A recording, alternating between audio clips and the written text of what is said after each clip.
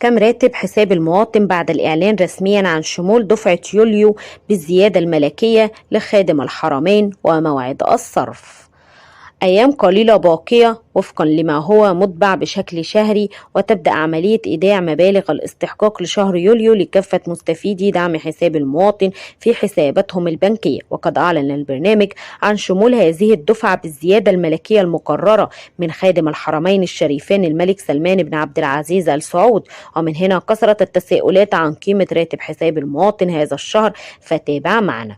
أعلن البرنامج عن أن دعم اليوليو سيصرف بمشيئة الله لكافة مستحقين يوم الاثنين الموافق 10 يوليو 2023 دون تأخير كالعادة، ولا يتم تغيير موعد الصرف إلا في حالة تعارض مع أجازة رسمية أو عطلة أسبوعية. وبذلك يستمر الصرف من الساعة 8 صباحا الاثنين وحتى 12 منتصف الليل، لكي يحصل كافة المتأهلين على مبالغ استحقاقهم الشهري.